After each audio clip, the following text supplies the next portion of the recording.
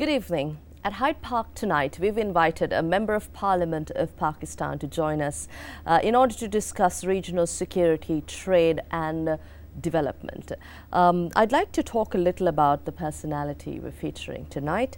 Shandana Gulzar Khan, a Member of Parliament of Pakistan. She is a professional with extensive knowledge and experience in legal affairs, international trade, economic law advocacy. In August 2013, just over a month ago, she was elected as a member of the lower house of the Federal Parliament, the National Assembly of Pakistan, the government of Imran Khan, who is seen as hope for Pakistan. Good evening and a warm welcome. Good evening indeed. Thank you so much. It's lovely to have you here, and I think just as I mentioned, over a month ago you took oath as a Member of Parliament, and this is also under the premiership of Imran Khan, someone very popular and who's seen as I said, an emerging source of hope for the people of Pakistan, bringing that trust, vesting that trust. But again, on the other end, there's a lot of controversy surrounding his rule, even as he has just begun his government. But to begin with, I'd like to ask you how the transition has been. So far, how is the transition? Thank you, Indy.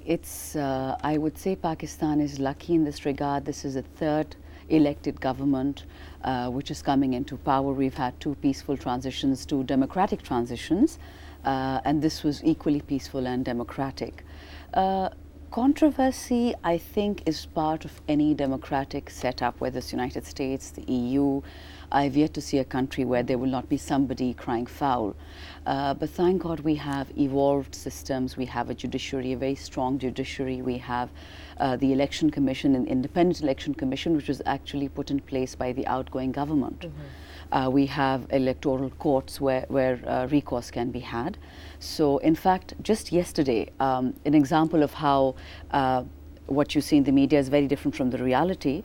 The former Prime Minister Nawaz Sharif, his daughter and his son-in-law were released on bail by the Honorable High Court of Islamabad.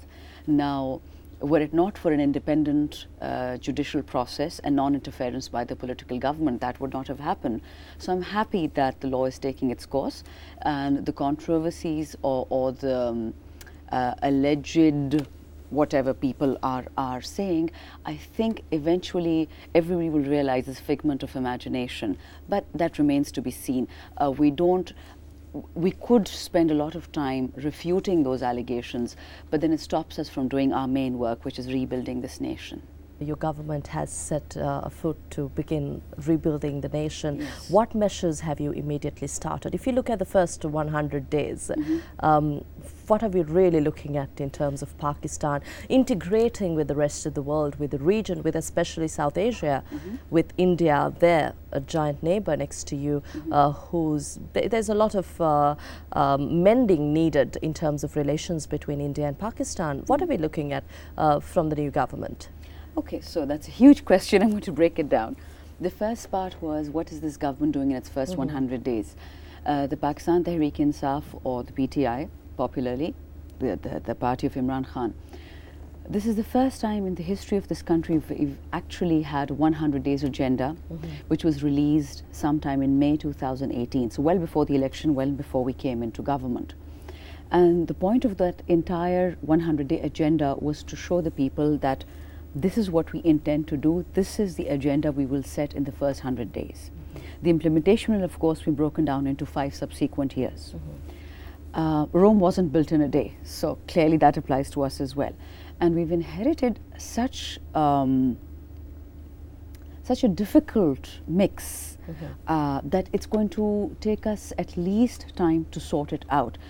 Often people are quick to answer that this is the solution, this is the solution. However, if we don't get the questions right, we're going to be in a lot of trouble. Part of the reason why I'm in Sri Lanka is to talk about evaluation and evaluation of government initiatives. So we don't want to fall into that trap all over again. Wrong solution for the wrong problem. Specifically when it comes to the 100-day agenda, we have 6 themes and 35 promises to the nation. Mm-hmm. Interestingly, all those 35 promises reflect the Sustainable Development Goals. The main reason we were invited to Sri Lanka, and to talk about how governments are now going to help their own nations. When it comes to the region, I think the best platform we have is SAARC. The government of Prime Minister Imran Khan is on track to ensure that we have the best possible relations with all our neighbors. Where India is concerned, that's a huge, huge question. There are so many intricacies, so many problems since the inception of both our countries. Therefore, I think there's going to be a very nuanced approach, new from what went before us. I don't think anybody, any nation in the world would like to be at war. It's a given. We've seen Sri Lanka's experience, we've seen the US experience, we've seen so many experiences. So peace for us comes before anything else.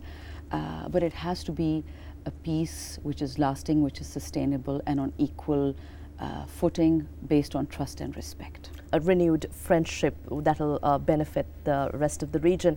But before we talk more about your country and the agenda, I'd actually like to focus on women representation as a member of parliament, as a female member of parliament in Pakistan. It's quite interesting when I went through some statistics today. The lower house has 20 seats allocated for women. Parliament, upper house, and the lower house, in fact, 68, I beg your pardon, and this is out of 342 seats.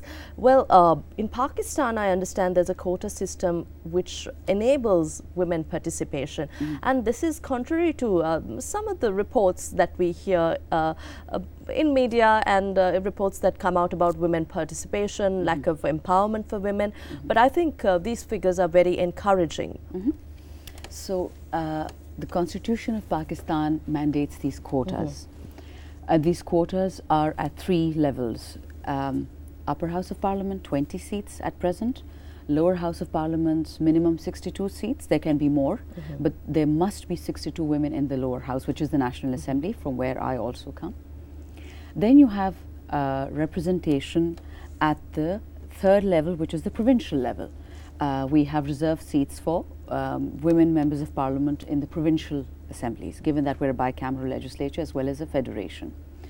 More interestingly are the provisions in the Electoral Act, under which it states that if certain areas have less than 10% female voter turnout, those elections will be annulled, and 2 particular elections have been annulled.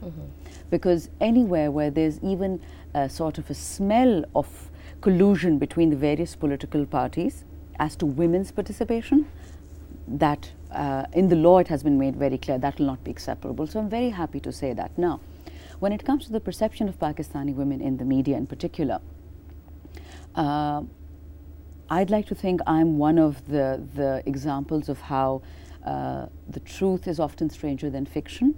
I come from the deeply conservative north of my country. I come from a village.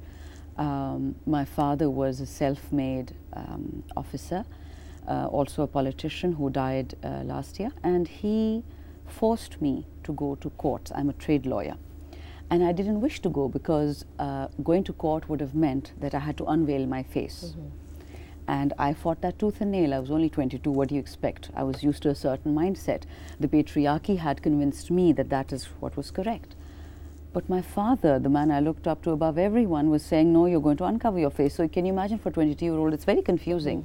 And we fought about it till I was forced to go. So this is reverse discrimination in some sense, that I gave up my right to cover my face, because in his point of view, there were far other important things a woman could do. Parda, or covering up the face, or veiling, is an important important part of a person's personal beliefs. However, how do you change a nation where 50%, 52% of its members are females? So his idea was to drive women out of their homes, get into medicine, accounting, engineering, professions where you could help your own people. And I'm a lawyer. I've been doing this for the last 22 years. I'm proud to say that from my village alone, we have now nurses, doctors, engineers. This is happening at an individual level. I cannot even tell you what is happening at the collective level. But I think it would be very useful both for Pakistan and the world at large to know that things are not what they seem.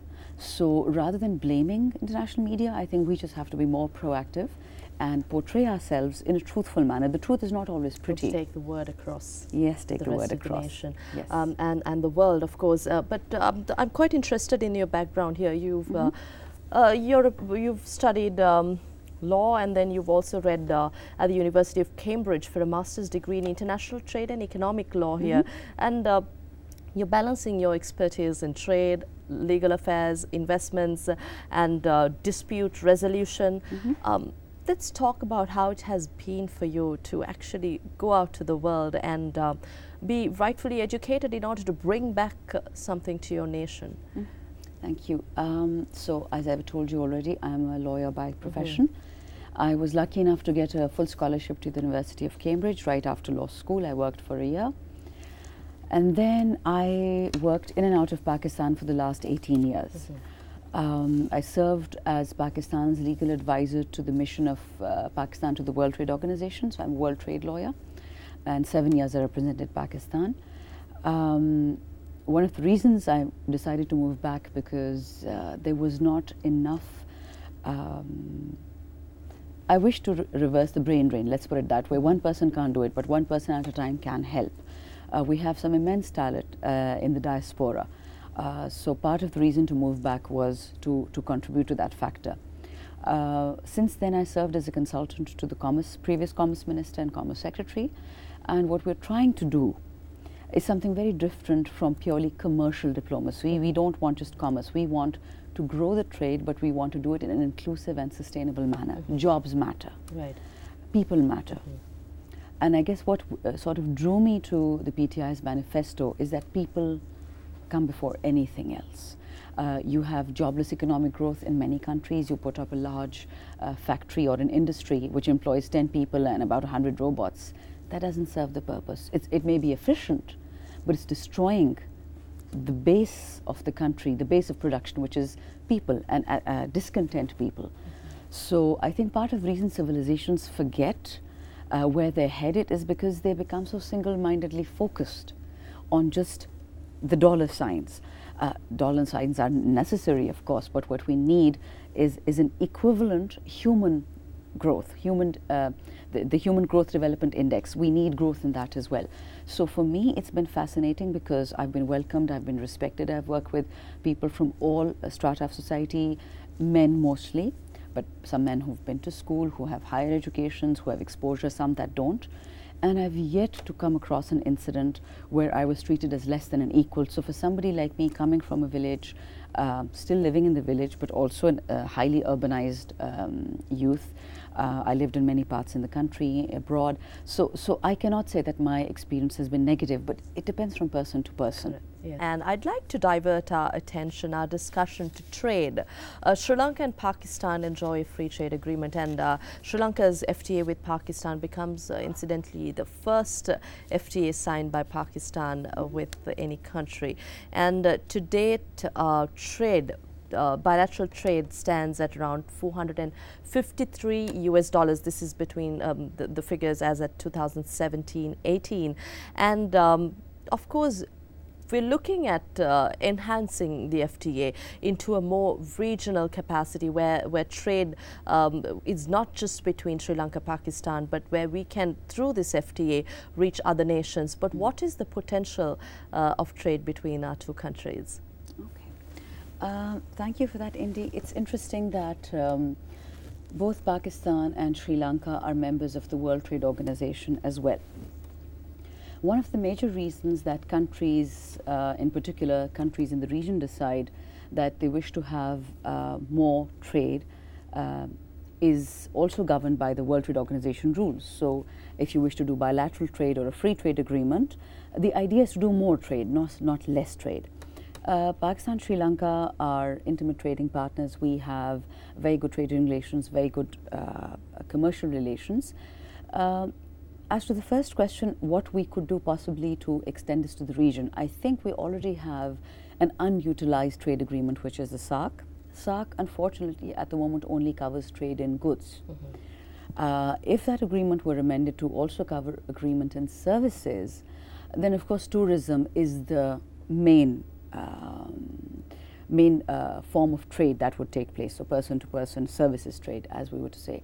Earlier, as you mentioned, because of the political relations between two of the largest member states of SAARC, the visa situation is not the best at the moment. That doesn't mean it will be that way forever. Hopefully, peace will be achieved. Hopefully, things will settle down. But in the meantime, SAARC should not suffer. In 2016, Pakistan was going to host the annual SAARC summit, which didn't take place due to, again, political constraints. Having said that, I think trade is the way to go, because many countries have been able to not necessarily put aside, but to in parallel work on political relations and at the same time expand trade relations. Coming back to Pakistan's trade with Sri Lanka, there's so many things that Pakistan could benefit from Sri Lanka. I was just meant, this is my first visit to Colombo, and while I have lovely Sri Lankan friends, it's a pity I felt that not more Pakistanis know about the beauty of Sri Lanka and the value of traveling here. Most people quickly, Turkey's become a favorite hotspot in Pakistan, but many people flock to Dubai, which is again a lovely destination, but why not Sri Lanka? I was looking at, we haven't had much time to relax thanks to our grueling schedule here, but there are so many opportunities for not necessarily large companies, but for SMEs to actually reach out to each other and have a mutually beneficial trading relationship. I intend to go back to my ministry after having been here and talk to my seniors, the minister in particular, that there's certain untapped resources that we are missing. Now, that I don't think it's by design, not with Sri Lanka, of course, but sometimes it's oversight. As I said, we've inherited so many problems that it's difficult to come down to the lower hanging fruit and actually take care of that first. We're looking at the major issues: electricity, gas, water, where people's survival depends. So while we will come down to this, but I think given the close relations between Sri Lanka and Pakistan, in defense and tourism and culture and everything, it would be sad if we didn't take advantage of this beautiful relationship in commerce as well. Right. Talking about tourism, I'd like to, in our part of the world, the Maldives is an amazing tourism hotspot. But is it that Sri Lanka, Pakistan, our destination marketing, what lagging areas do you think could be ironed out by working together? Pakistan is an amazing country which offers landscape and several other, opportunities for potential tourists. But again, what are we really not doing as countries, developing countries, to achieve what our potential really offers? So interestingly, my former boss, also now within the party, we came to the same conclusion that on the ground we're prepared, we have everything, then why are not things taking off? We have one of the most open investment regimes in the world. But if we come to tourism, our visa process is not the most cumbersome in the world. As I said, political problems aside, it's not a problem to come to Pakistan. There's many Arab airlines, Arab country-owned airlines, there's many direct flights. And we realized it was a lack of effective marketing. As I said earlier, we're bogged down with so many day-to-day realities that we forget that there's this unexplored frontier. So last year, November 2017, the Commerce Ministry launched something called Emerging Pakistan. Right. Emerging Pakistan was this initiative to highlight to especially the younger people all over the world that this is a nation with a difference. We have some painful problems to deal with, some imposed upon us, some endemic to the circumstances and the geographic situation where we're situated. But if you look at the beautiful side of it, the 70% or the 80% of it, it's worth coming to. Many countries tend to gloss over their problems. We chose not to take that approach. We're as normal a country as anyone else, and we will have problems. What we do have is exceptional potential, lovely talent, hospitality. So once that Emerging Pakistan was launched, now we have a dedicated website which talks about commerce, which talks about travel, which talks about tourism. That is what we had missed. Many countries have interesting signposts. For example, Malaysia, truly Asia. That stayed in my mind for many years. I saw it on CNN once. So I think the only missing link is this targeted marketing of the potential of our countries. Invite people, and then we'll see if they come or not, but at least extend the invitation. Moving back to South Asia, I think the World Bank report, a recent report, says that at present South Asia is one of the least integrated region. Being a very small region, closely located geographically, we're still very limitedly integrated. And in it also says that certain barriers could be removed by increasing intra-regional trade, as we discussed a short while ago. But there is potential from $23 billion to $67 billion, the World Bank says. Again, how do you think we can achieve this, given the fact that there is still tension in the region, India, Pakistan, and there is also the two giants in the Asian region, India and China. Now, this is a question that we developing countries tend to, we constantly balance this out. In Maldives, in Sri Lanka, in Pakistan, with increased Chinese investment and Indian involvement, there is a lot of tension. How do we look at this? Yeah. So to your first question, the World Bank report is true when it says that it is one of the least integrated areas. But I think the problem in this instant, interestingly, is not political. It is historical. Culturally, Asian peoples are reserved people. We will be the best of hosts, but we'll never really tell you what we're thinking. We'll never really tell you what we're feeling. We'll never really tell you what bothers us. That's the culture. As a diplomat in Geneva, I found it really insulting that for the first 6 months of my tenure, nobody came to say hello to me. And I mentioned this, mentioned as much to a colleague of mine from Canada, and he said, look, this is no longer Asia. You have to be the first one to go introduce yourself as a new arrival. And I found that notion hilarious. In our cultures, when a guest comes, you welcome him with open arms. So clearly, there was that mindset change. So when it comes to the first answer is cultural. Cultural reasons are what prevent us from deeper integration, but that doesn't mean it's not doable. Political reasons we all know, so there's not much more that can be said on that. However, where trade integration is concerned, that is correct. What the report doesn't mention is that we are not a flat land. We are not an easy to reach route. There are many transit and logistical problems in the middle. There's mountains, there's waters, there's seas, and there's no infrastructure. China, as you say, China is a game changer for Pakistan in this respect. The CPEC, the corridors, the construction. Infrastructure is the main problem. Even within Pakistan, the railways, we do not utilize them to their fullest potential for commerce and trade. Can you imagine a Southeast Asian SAARC region railway which would cater to tourism, to trade, a simple solution, and that would dramatically increase the numbers both in trade and in tourism. A very simple solution. How to do it? Resources. And it's not always politics which is the problem, it's also the ground reality. Do I, as a country, as Prime Minister Imran Khan, do I devote my resources to tourism and industry, or am I going to give people who are victims of the war or terror, do we give them homes to live in? Do we give them water to drink? Do we give safe, clean water? Do we give them hospitals? So it's such a difficult trade-off at this point in time, but that doesn't mean that those choices will not be made, because time is going ahead of us.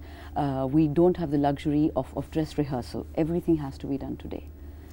Talking about CPEC, Prime Minister Imran Khan pledged to implement this controversy hit $50 billion China-Pakistan economic corridor, and under this, as I said, $50 billion worth of investment has been launched. Taking this into consideration, there are also talks of Pakistan's sovereignty being influenced. This is something that I mentioned, China's involvement, India's concern. But what is the Pakistani government's stance? How do you think your government should and will tackle this situation? This is, I think, India world, this is a very old question, sovereignty. When you join, I'm sure Colombo has some sort of sports club, some sort of gymkhana, some sort of a formal club where members gather to eat, drink, and there will be rules. There will always be rules. You cannot enter in a certain dress, you cannot enter a temple in a certain dress, you cannot enter a school in a certain dress. There will always be rules. So sovereignty in that sense is never ever changed by doing trade or by the CPEC in particular. That remains untouched. What does happen is you've opened up your borders, both mentally, physically, metaphorically. You've asked another nation to come and help you build your country, and you're their partner when you're doing it. Partner is the word we're looking at. Investments will be made in Pakistan as Pakistan wishes, where Pakistan needs.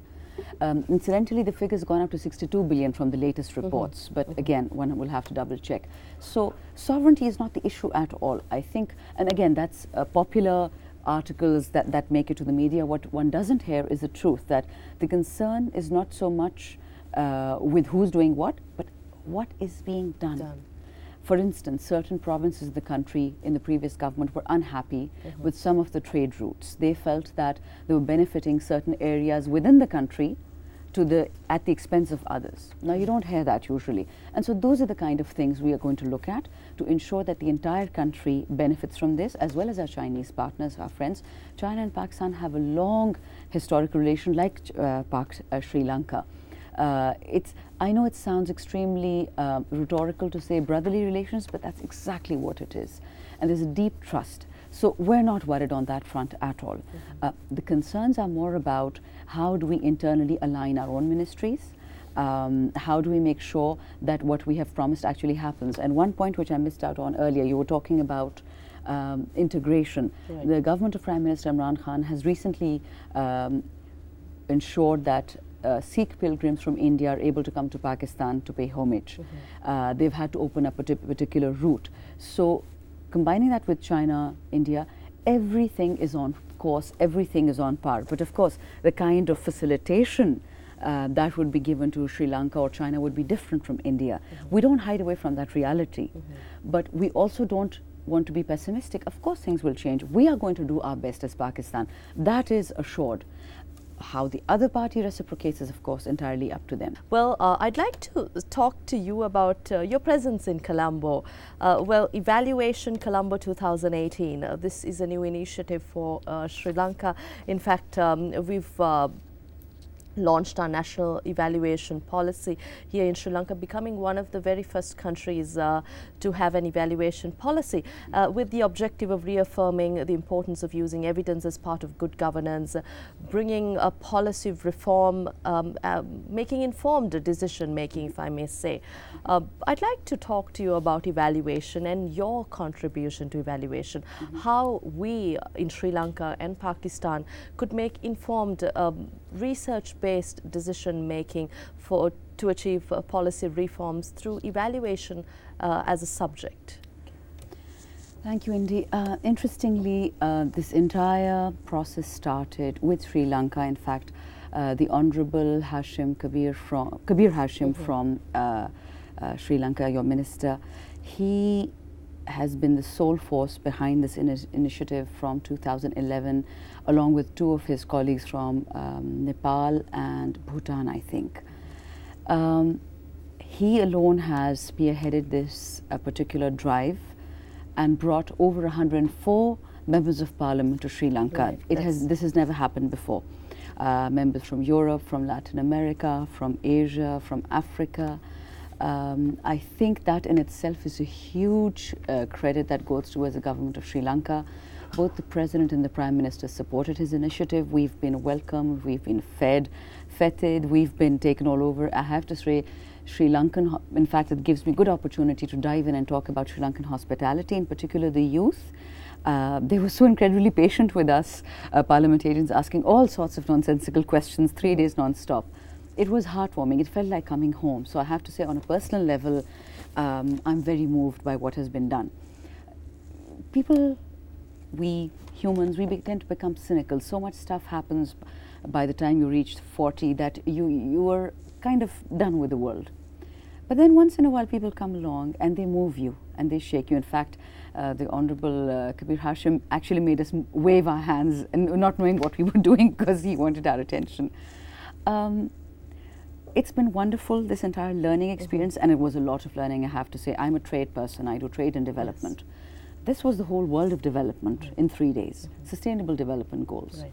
How to make sure that the voluntary national reviews that governments present to the UN are actually based on evaluation, evidence-based. Now, common sense tells us, why would any sovereign country wish to present a charge sheet against itself on failing to achieve the Sustainable Development Goals to the UN or even to itself?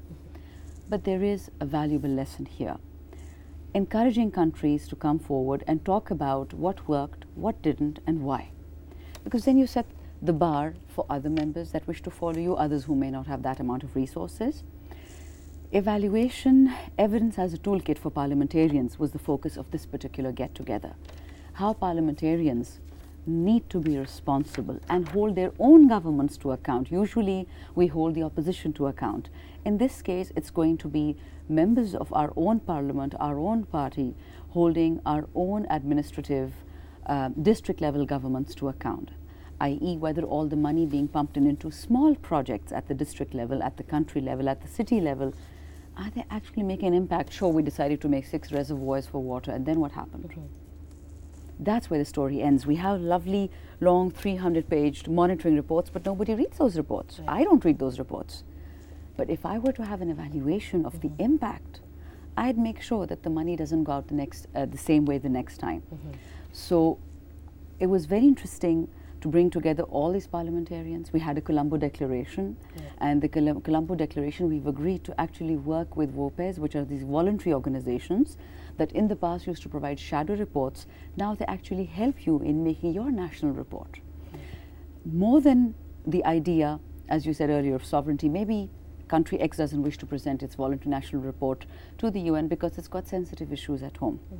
What is really useful then, that voluntary national report is submitted to its own parliament, to its parliamentarians, to show that this is where we got it wrong. So if you wish to help your people, if you're a genuine parliamentarian, if you wish to be a leader, you wish to be the change, make the change, this is where evaluation comes in. Right. I think when we talk about evaluation for Sri Lanka, what's most important to is evaluate the debt burden. Sri Lanka's debt component has been increasing, and since it's your subject area, I'd also like to ask you, you may not be very much very well versed about the Sri Lankan situation in debt, but I'd like to ask you, what remedies do you actually suggest Sri Lanka takes going forward in terms of curbing and managing this debt burden as a country? I'm sure with development projects, infrastructure, this would be a similar case in Pakistan too. This is a similar situation in many countries. I read an article yesterday, I'm not sure, I think it was the Financial Times, I'm not sure, but it was a similar situation in India, the trade giant of the region. Debt burden is a massive problem for Pakistan. Right now we have a $16 billion trade deficit. We have a debt, we have so many issues on the economic front. And so there's a traditional response, which is to curtail imports. That's a short-term remedy, it doesn't help. There are other remedies, which is to increase your export, which is a long-term plan. There are other remedies available, which is to ensure that the wastage doesn't occur. And in this, we have, from my country, I can tell you that Imran Khan has launched an austerity drive in Pakistan. Austerity will work at all levels. It will work at the individual level, at the household level, at the district level, at the city level. So we have to understand that this is a long-term problem, and there will be long-term solutions to it, and they will be very painful. Change is always painful, and that's what Imran Khan is Pakistan really committed to this plan? Certainly. In fact, thank God, the previous government from my province, which is KP in the north, it was also then the PTI government, Pakistan Tehreek-e-Insaf, which is headed by the Prime Minister Imran Khan. And one of the things he did to meet one of the sustainable development goals, which is of reforestation and of environmental degradation, we had the billion-tree tsunami, which was scoffed at by many people, the procurement process and the launch process. But it is a worldwide success. There are reports on it by the World Economic Forum, by so many other fora. It was easy, it was doable, and we did it. And now they've launched another billion-tree tsunami for urban, and the entire country now, for urban areas and for the provinces. So I have to say that when you see these little things happening, we've been only in government for over a month and 6 days. we have our huge expectations from our own government, of that of Imran Khan. 26th November is our 100-day mark. Yeah. We will have a sit down on that particular day or the subsequent day with our stakeholders, with the Prime Minister intends to address the nation on how far he came, using evaluation, why wasn't he able to reach certain goals, what were the reasons, what was holding him back. And I think the biggest thing about this new government is transparency and accountability. We need to be able to address our own problems first. And I not only do I see it in the chairman, but I also see it, or the Prime Minister, but the entire bunch that we are of members of Parliament. People have different capacities. Some of us are educated, some of us are landowners, some of us are business people. But he's put us all on the same platform. He's made us believe in vision, in the vision that he sees. Yesterday I met this lovely lady, a Sri Lankan colleague, who told me that 22 years ago she had met Imran Khan in Sri Lanka talking at a SEMA conference. And that's when she decided she was going to leave her banking career and join social work. And she says she's so thrilled by the idea that the man who inspired her is now the Prime Minister of Pakistan. Cricket is, of course, a different issue, but I would like to take that message back to Pakistan as well, to Sri Lanka, that the man has been able to change mindsets everywhere. I think 23 some years in the making of a politician, a statesman today. Imran Khan has touched many lives. But again, before we talk more on him, I think our viewers would love to hear about Imran Khan from you, a fellow Pakistani. But about corruption, now you mentioned the commitment of the government to eradicate corruption, to instill transparency, good governance. Now, good governance is something that the present unity government of Sri Lanka has been talking about. They came to power on the back of promises to instill stability and good governance. But of course, good governance in the broader sense, it's a heavy word. There's a long way to it. Bringing evaluation to good governance and tackling corruption, what is the way forward? It's painful, but it starts with me. This is what my Prime Minister said. In the last 2 weeks, one of our parliamentary affairs advisors, a very senior politician from our party, he stepped aside from his post. And the reason he did that, because a case has been initiated against him by our National Accountability Bureau. In the past, in the very, very not so distant past, that would never have happened. There would have been ways and means to cover up media reports, to cover up that entire investigation. Not so. Imran Khan stood by his decision to resign from his post. We all stood by him. Let the law take its course. So I think it's not a very complicated route towards transparency and accountability. If it starts with me, it will go everywhere. But if it's just going to be a witch hunt, then it will fail quicker than it started. Right. Now, Imran Khan, I think a very popular speech, something that inspired many, was shortly after taking office, he announced cutting down expenditure from his end, as you say, start with me. Yes. And 70 luxury government vehicles were to be auctioned, and he was ready to forego the lavish lodgings normally used by a Prime Minister, so on and so forth. But this also inspired many people in this region especially. Is this happening?